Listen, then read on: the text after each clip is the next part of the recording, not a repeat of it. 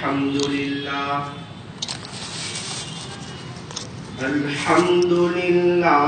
وكفى وسلام على عباده الذين اصطفى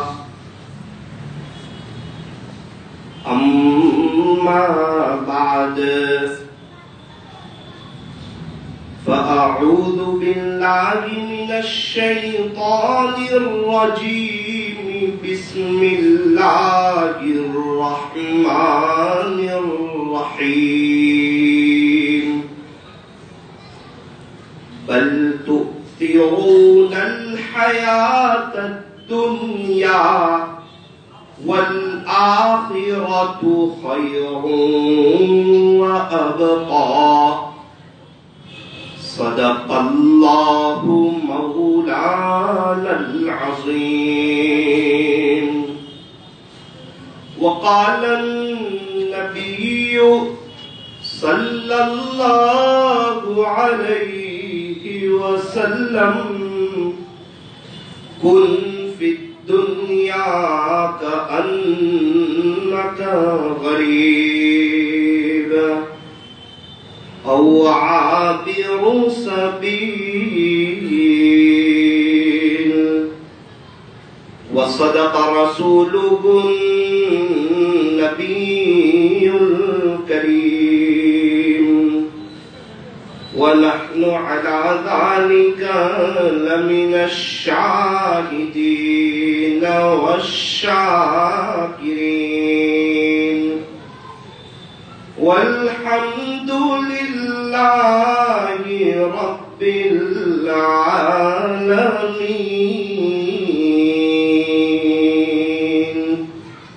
محبت سے، ادب سے، عظمت سے اور اس استحضار کے ساتھ کہ میں یہاں ہوں، میرا دل مدینے میں ہے، درود شریف پڑھ لیجیے.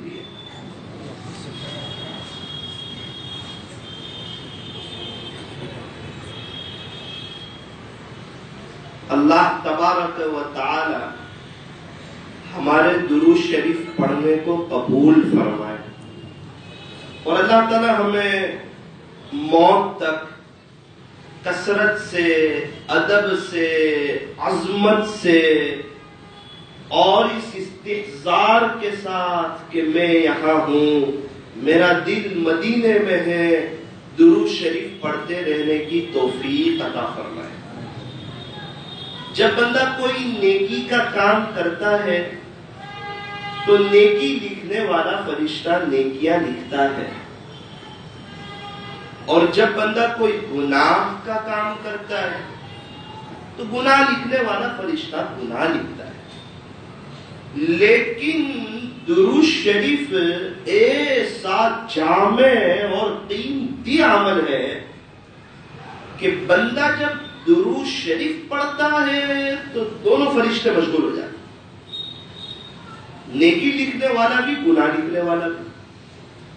مثال کے طور پہ بندے نے پڑھا صلی اللہ علیہ وسلم، تو نیکی لکھنے والا فرشتہ بھی مشغول اور گناہ لکھنے والا فرشتہ بھی مشغول. سوال ہوتا ہے، نیکی لکھنے والا فرشتہ تو سمجھ میں آتا ہے، گناہ لکھنے والا فرشتہ کیوں مشغول؟ کسی نے پڑھا صلی اللہ علیہ وسلم تو فرمایا کہ نیکی لکھنے والا فرشتہ بھی مشغول اور گناہ لکھنے والا فرشتہ بھی مشغول. بندہ جب درود شریف پڑھتا ہے تو نیکی لکھنے والا فرشتہ نیکیاں لکھتا ہے اور گناہ لکھنے والا فرشتہ 10 گناہوں کو مٹا دیتا ہے. تو نیکی لکھنے والا بھی مشغول اور گناہ لکھنے والا بھی مشغول. یہ ایسا قیمتی عمل ہے. اللہ تبارک و تعالی ہمیں درود شریف کو محبت کی زبان سے پڑھنے کی، کثرت سے پڑھنے کی اللہ ہمیں توفیق اور سعادت عطا فرمائے. میرا عزیزو یہ بہت قیمتی عمل ہے، یہ بہت جامع عمل ہے، اور سارے کے سارے اللہ والوں کا یہ متفقہ وظیفہ ہے، چاہے صحابہ ہو، تابعین ہو، تبع تابعین ہو، اولیاء عظام ہو، محدثین ہو، مشائخین ہو، فقہا ہو، صاحب نسبت اکابرین ہو، آپ جو بھی اللہ والوں کی زندگی اٹھاؤ تو آپ کو یہ پتا چلے گا کہ یہ حضرات جو ہیں کثرت سے درود شریف پڑھتے تھے. تو ہم لوگ بھی طے کریں کہ انشاءاللہ کثرت سے درود شریف پڑھیں گے انشاءاللہ. کون کون طے کرتا ہے؟ اللہ تعالیٰ ہمیں درود شریف کو محبت کی زبان سے پڑھنے کی توفیق عطا فرمایا کہ جو یاد مصطفیٰ سے دل کو بہلایا نہیں کرتے، جو حضور کی یاد سے دل کو بہلایا نہیں کرتے، جو یاد مصطفیٰ سے دل کو بہلایا نہیں کرتے، حقیقت میں وہ لطف زندگی پایا نہیں کرتے. جس طرح ہر چیز کا ایک لطف ہوتا ہے، ایک مزہ ہوتی ہے، ڈرائی فروٹ کا اپنا لطف ہے، پھل فروٹ کا اپنا لطف ہے، اور کھانے کا اپنا ایک مزہ ہے، اور آئس کریم کا اپنا ایک مزہ ہے. میرے عزیزو اس طرح زندگی گزارنے کا بھی اپنا ایک مزہ ہے. یہ کسے نصیب نہیں ہوتا؟ فرمایا کہ جو یاد مصطفیٰ سے دل کو بہلایا نہیں کرتے، جو درود شریف نہیں پڑھتے، جو ہمارے نبی علیہ السلام کی نقل نہیں اتارتے بلکہ غیروں کی، ہیروں کی اور کرکٹروں کی نقل اتارتے ہیں، انہیں زندگی گزارنے کا لطف نصیب نہیں ہوتا. دنیا کا ایک بہت بڑا طبقہ وہ یوں کہتا ہے کہ ان کے پیچھے چلنے میں کامیابی ہے جو چاند تک پہنچ گئے. ایک بہت بڑا طبقہ یہ کہتا ہے ماڈرن لائف اور ماڈرن لائف کے جو لوگ ہیں اور مغربی جو تہذیب ہے وہ ہمیں سمجھا رہی ہے کہ ان کے پیچھے چلنے میں کامیابی ہے جو چاند تک پہنچ گئے. میرا عزیزو نا نا نا، اللہ والے یوں کہتے ہیں کہ ان کے پیچھے چلنے میں کامیابی ہے جن کے اشارے نے چاند کے 2 ٹکڑے کر دیے. ان کے پیچھے چلنے میں کامیابی ہے.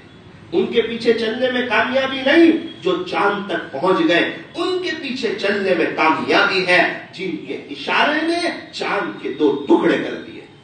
انگلی سے اشارہ چاند کی جانب کرتے ہیں سارے انسان، انگلی سے چاند کے 2 ٹکڑے کر دینا، انگلی سے چاند کے 2 ٹکڑے کر دینا، سب کے بس کی بات نہیں، سب کے بس کی بات نہیں. شاعر نے 2 عجیب شعر ارشاد فرمایا.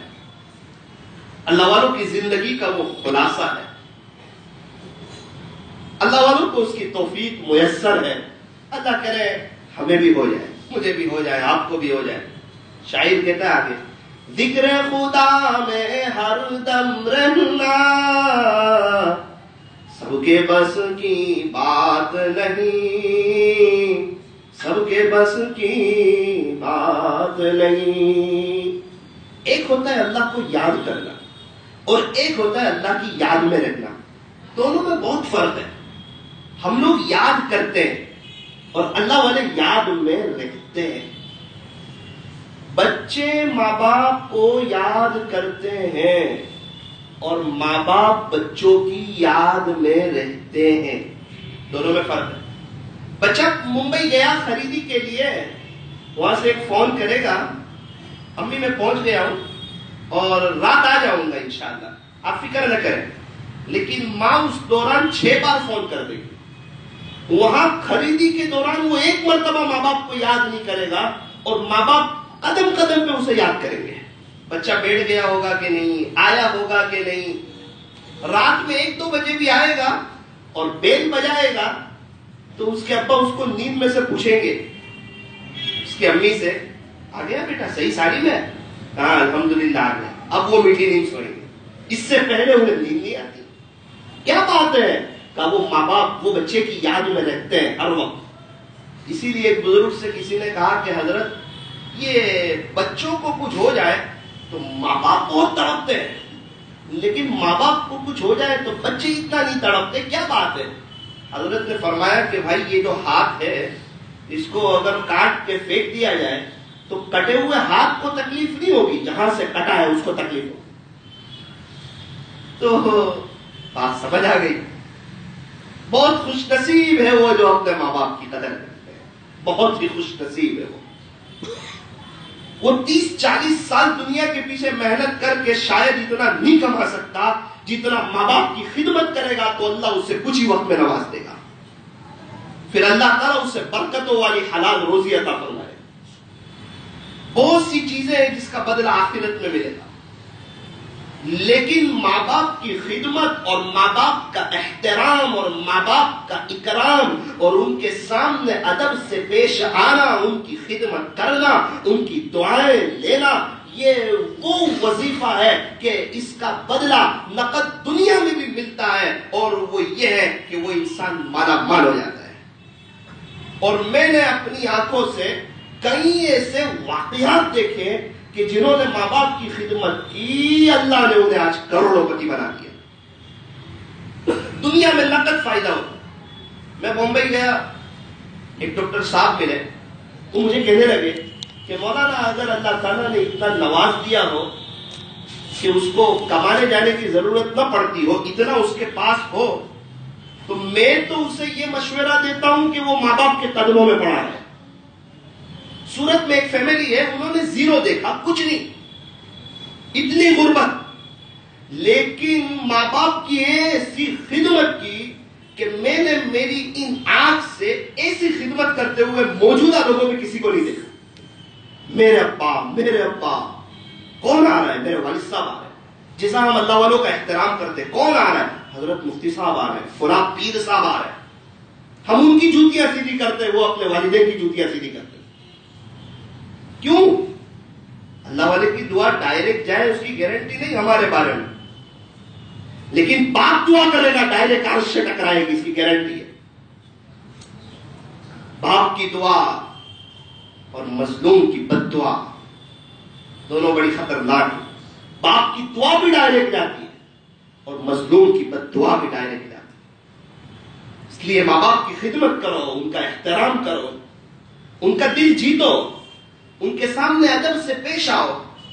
فون کو ایک طرف رکھ دو، فون کی کیا حیثیت ہے ماں باپ کے سامنے؟ 5 بھائی ایک بزرگ کے پاس ملاقات کے لیے آئے، 5 بھائی آئے۔ حضرت نے کہا کہ والدین کس کے ساتھ رہتے ہیں، امی ابا کس کے ساتھ رہتے ہیں؟ اللہ اکبر کبیرہ۔ ایک بھائی نے کہا حضرت میں میرے والدین کے ساتھ رہتا ہوں۔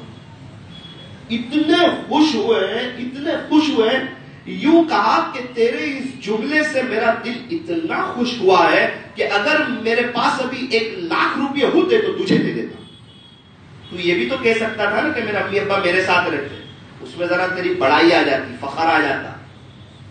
اور تو نے جو کہا امی ابا اسی کے ساتھ رہ رہے، جملہ چینج کیا کہ وہ میرے ماں باپ ہیں، میں ان کے ساتھ رہتا ہوں، کہ اس میں تواضع بھی ہے اور ان کا تجھ پر احسان ہے، یہ سمجھ میں بھی آ رہا ہے۔ ایک بات یاد رکھ لیجیے، اگر کوئی ترقی کرنا چاہتا ہے دینی دنیاوی دونوں اعتبار سے، یا کوئی سلوک کے اعتبار سے ترقی کرنا چاہتا ہے، اپنے ماں باپ کے لیے دعا کرنا شروع کر دے۔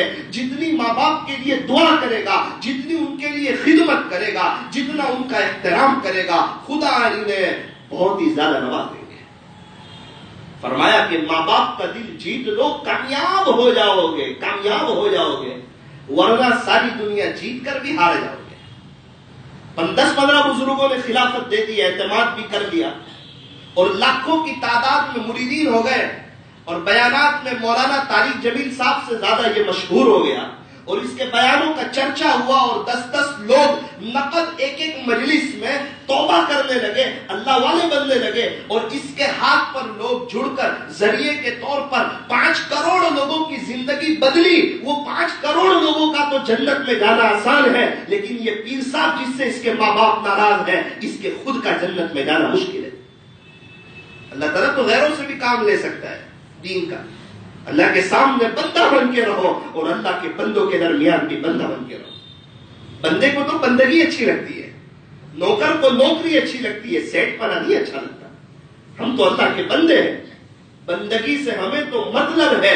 ہم ثواب و عذاب کیا جانے، کس میں کتنا ثواب ملتا ہے، عشق والے حساب کیا جانے. میرا عزیزو، ماں باپ کا احترام، ماں باپ کا اکرام. ماں باپ فرشتے جیسے ہمارے لیے، چاہے نافرمان ہو اللہ کے، چاہے ایک وقت مسجد نہ آتے ہو، چاہے پوری زندگی شراب پیتے ہو، جوا کھیلتے ہو، چاہے نعوذ باللہ اللہ اس کے رسول کا انکار کرتے ہو، ایمان میں نہ ہو، یہودی ہو، نصرانی ہو، مشرک ہو، مجوسی ہو، ہمارے لیے فرشتے جیسے ہی ہے.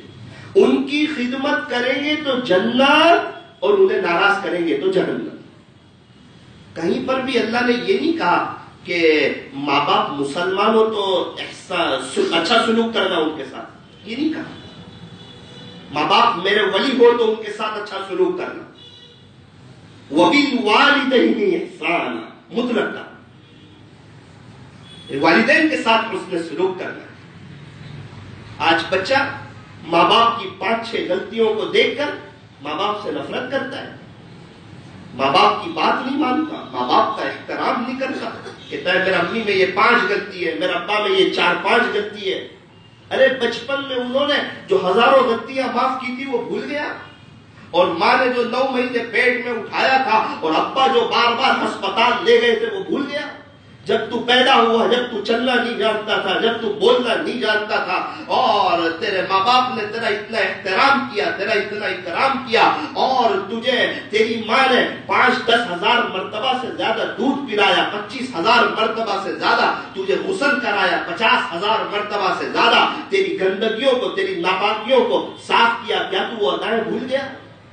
تیری ماں گیلے میں سو جاتی تھی اور تجھے سوکھے میں سلاتی تھی، کیا وہ ماں باپ کی قربانی بھول گیا؟ جب تو 6 مہینے کا تھا تیری ہائٹ بڑھ گئی، تیرا ابا کپڑے لے آئے. جب تو 1 سال کا ہوا وہ 6 مہینے کے کپڑے ایک بھی کام نہ آئے، اب بڑے کپڑے چاہیے. اور جیسے تیری ہائٹ بڑھتی گئی تیرا ابا تیرے لیے کپڑے لاتے گئے. کیا تیرے باپ کی ان قربانیوں کو بھول گیا؟ اسکول میں، ٹیوشن میں تیرے خاطر اتنی فیسیں برداشت کی، کیا تو وہ بھول گیا؟ کیا کوئی بازو والا تجھے 1 روپیہ بھی دیتا تھا؟ کوئی نہیں دیتا تھا. پھر استعمال کے پیسے کون دیتا تھا؟ کہ ہمارا ابا دیتے تھے. آج ذرا جوان ہو کے اس باپ کی وہ قربانی کو بھول گیا، اور تو یہ کہتا ہے کہ میرا ماں باپ بہت سخت ہے، میرا ابا بہت کڑک ہے. یاد رکھنا، باپ سورج کے مانند ہوتا ہے، گرم ضرور ہوتا ہے، لیکن سورج نہ نکلے تو پھر اندھیرا بھی چھا جاتا ہے، پھر اندھیرا بھی چھا جاتا ہے. ماں باپ بہت بڑی نعمت ہے، بہت بڑی نعمت ہے. جنہوں نے اپنی بیوی سے ماں باپ کی غیبتیں سن سن کر اپنے ماں باپ کی خدمت کو چھوڑا ہے اور اپنے ماں باپ کے در کو چھوڑا ہے، وہ رات سونے سے پہلے وہ غیبتیں، اور وہ بھی ماں باپ کی غیبتیں. اللہ اکبر کبیرہ. امی نے یہ کہا، ابا نے یوں کیا. کیا بیوی اس کے ماں باپ کی غیبت ہم سے سننا پسند کرتی ہے؟ ہرگز نہیں. چڑ جاتی ہے وہ. تو ہم کیسے سنیں ہمارے ماں باپ کی غیبت؟ میں نہیں کہتا اس کے ماں باپ کو برا بھلا کہے، شادی کے بعد 2 ابا ہو جاتے ہیں، 2 امی ہو جاتے ہیں. میں ایک بات سمجھانا چاہتا ہوں، اپنے گھر کا ماحول چینج تو کرو. ایسے ہی ہو جائے گا.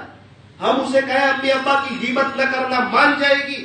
ارے ایسے تھوڑی مانے گی. اس چیز کی فضیلت بیان کرو، اس کو بتاؤ ماں باپ کون ہے. گھر میں فضائل اعمال کی تعلیم کرو، دینی مذاکرہ کرو. اس کے سامنے چیزوں کی اہمیت ہے. پیاز مہنگی ہو گئی، اس کو پتا ہے. خرچی کو کیسے چلانا اس کو پتا ہے. اور 20 روپے کے کانچ کے گلاس کی اس کے سامنے عظمت ہے. اسے پتا ہے یہ قیمتی ہے. بچے سے ٹوٹ جائے فوراً ڈانٹتی ہے، اور بچہ نماز چھوڑ دے تو اس کے سر پہ جھولی رہتی. کیا بات ہے کہ شوہر نے چیزوں کی، پیسے کی، پیاز مہنگا ہو گیا اس کی، تیل کا ڈبہ مہنگا ہو گیا اس کی، باہر جو مہنگائی ہے اس کی اور مندی ہے اس کی، وہ سارے مذاکرے تو کیے، لیکن دین کا مذاکرہ نہیں کیا کہ میری بیوی اول وقت میں نماز پڑھنا، تو پردے کا اہتمام کرنا. یہ جب دینی مذاکرے ہو گئے انہیں بیانات سناؤ. مولانا طارق جمیل صاحب کے سناؤ، پیر ذوالفقار صاحب کے سناؤ. گھر کا ایک ایسا ماحول بناؤ عورتیں 1 گھنٹہ کچن میں دیتی ہے. کچن میں ان کو کہو کہ روزانہ ایک مولانا طارق جمیل صاحب کا بیان لگا دو, آپ کام بھی کرتے جاؤ.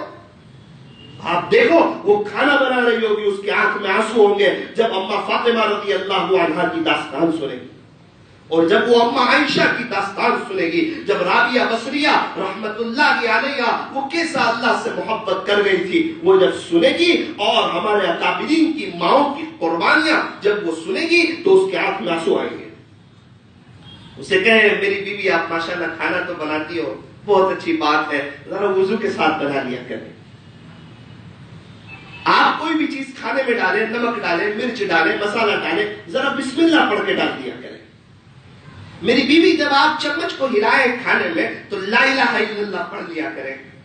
اور کھانا بنتا ہو تو آپ دعا کریں کہ اللہ جتنے لوگ اس کھانے کو کھائے سب کو تو ہدایت عطا فرما. جسے کھانا جاتا ہے نا اس کے بہت اثرات ہوتے ہیں. ایک بزرگ ایک جگہ کھانے کے لیے گئے, عجیب نورانیت محسوس ہوئی. شوہر نے کہا حضرت میری بیوی نے بہت دل سے بنایا ہے. اچھا دل سے بنانے کا کیا مطلب ہے؟ کہ حضرت یہ آپ کا کھانا بناتے بناتے میری بیوی نے 11 مرتبہ یاسین شریف پڑھی ہے, 11 مرتبہ. پھر اس کھانے میں نورانیت نہ ہو تو اور کیا ہو. ہمارے یہاں ایک گھر سے دال چاول آئے تقریباً جمعہ کے دن.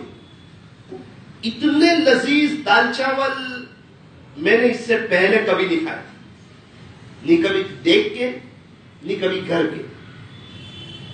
تو میں اپنی والدہ سے کہتا رہا کہ امی ذرا ان سے ریسیپی معلوم تو کرو کہ بنائے کیسے, معلوم تو کرو. اللہ اکبر کبیرہ. امی نے ان کے گھر والوں سے معلوم کیا تو کہا وہ جو مسالہ ڈالے وہ سب اگر ہم ڈال دیتے ہیں تب بھی وہ ٹیسٹ آتا نہیں. پھر ان کے قریبی رشتے دار سے معلوم کیا تو کہا کہ وہ جب دال چاول بناتے ہیں نا تو پورا وقت ذکر کے ساتھ بناتے ہیں. اب وہ ذکر کا مسالہ ڈالیں گے تو ہی وہ ٹیسٹ آئے. آپ کے صورت میں ایک جگہ میں نے آئس کریم کھائی, مجھے بہت اچھی لگی. میں نے کہا چچا آپ نے آئس کریم بہت شاندار بنائی, آپ کیا چیز استعمال کرتے ہو؟ وہ کہنے لگے مولانا تہجد پڑھ کے بناتا ہے, جو تہجد کا مسالہ ڈالے گا پھر اس میں یہ ٹیسٹ آئے گا. تو میرے عزیزو ہم اپنے گھر کا ماحول بنائیں. یہ کیسے بنے گا ماحول؟ کم سے کم 10 منٹ ہم ہماری بیوی کو لے کے بیٹھے, فضائل اعمال کی تعلیم کریں, حکایت صحابہ کرام کی قربانیاں پڑھیں. جب پڑھیں گے انشاءاللہ اور جب اس کے سامنے دین کی باتیں آئے گی, جس چیز کی فضیلت آتی ہے نا اس چیز پہ انسان وہ کام کرنے کے لیے تیار ہو جاتا ہے.